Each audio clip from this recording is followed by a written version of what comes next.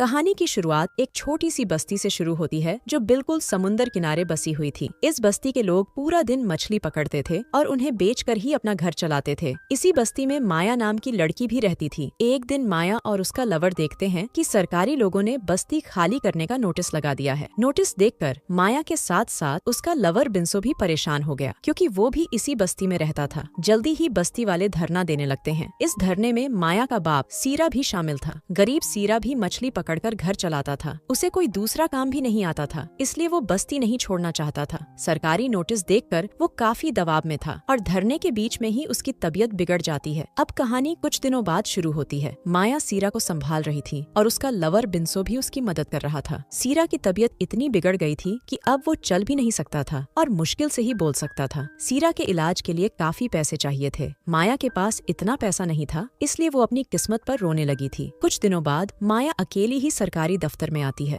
इस दफ्तर में लीजा नाम की लड़की भी काम करती थी। माया यहाँ सरकारी अफसर से बात करने आई थी ताकि उससे प्रार्थना कर बस्ती को बचाया जा सके। लीजा उसे टालने के लिए अगले दिन आने को कहती है। माया जैसे ही जाने लगती है तभी अफसर अपने कमरे से बाहर निकलता है। उसे देखकर माया रुक जाती है और उसे बस्ती के बारे में बताती है। अफसर उसे समझाता है कि मैं भी बस्ती वालों के साथ हूँ, लेकिन मैं कुछ नहीं कर सकता। उसकी बात सुनकर माया उदास हो गई, इसलिए अफसर उसे अपने कमरे में चलने को कहता है। उसकी बात मानकर माया उसके कमरे में आ जाती है। इस अफसर का नाम सोगियो था। माया उसे अपनी गरीबी और अपने बीमार बाप के बारे में सब बताती है। उसकी बातें सुनकर सोगियो कहता है कि मैं सरकारी नोटिस का कुछ नहीं कर सकता, लेकिन तुम्हें यहाँ प्राइवेट नौकरी जरूर दे सकता हूँ। सोगियो की बात सुनकर माया खुश हो गई, क्योंकि उसे नौकरी की बेहद जरूरत थी। थोड़ी ही देर बाद वो अपने घर लौट आई। वो सीरा को सब बताती है कि मुझे नौकरी मिल गई है, अब मैं पैसे इकट्ठे कर आपका इलाज करवा दूंगी। माया की बातें सुनकर सीरा भी खुश हो गया। रात को माया सभी बातें बिंसो को भी बताती है और वो खुश होकर उसकी गुफा में धमाके करने लगता है। अगली सुबह बिंसो माया को दफ्तर छोड़ने आता है। माया का आज पहला दिन था, इसलिए वो थोड़ा सा घबरा रही थी। लीजा उसे बताती है कि तुम्हें फाइल्स को संभाल कर रखना है। इसी के साथ वो उसे प्रिंटर भी दिखाती है ताकि जरूरत पड़ने पर माया उसका इस्तेमाल कर सके। माया को सब बताकर वो कहती है कि आज सोगियो का जन्मदिन है, जिस कारण आज रात दफ्तर में पार्टी रखी गई है और मुझे पार्टी की काफी खरीदारी करनी है। माया को ये बताकर वो बाजार चली जाती है। उसके जाने के बाद माया फाइल्स संभाल ही रही थी कि उससे कुछ पेपर्स नीचे गिर जाते हैं। इसी बीच सोगियो भी उसके पास आकर उसे रात की पार्टी में आने को कहता है। उसका पूरा ध्यान माया के पिछवाड़े पर था। माया उसे बधाई देकर अपना काम करने लगी थी, जबकि सोगियो उसे देखकर गर्म हो रहा था। वैसे उसे पहली ही नजर में माया पसंद आ गई थी। उसने जानबूझकर उसे नौकरी पर रखा था ताकि मौका मिलते ही उसकी गुफा में धमाके कर सके। रात को बिंसो माया को सोगियो के दफ्तर तक छोड़कर चला जाता है। माया जैसे ही आगे बढ़ती है कि तभी कोई गलती से उसके कपड़ों पर पानी गिरा देता है। इसी बीच सोगियो और लीजा भी उसके पास आ जाते हैं। उसकी हालत देखकर सोगियो कहता है कि दफ्तर में कुछ कपड़े पड़े हैं, तुम उन्हें पहन सकती हो। उसकी बात मानकर माया लीजा के साथ दफ्तर में आ जाती है।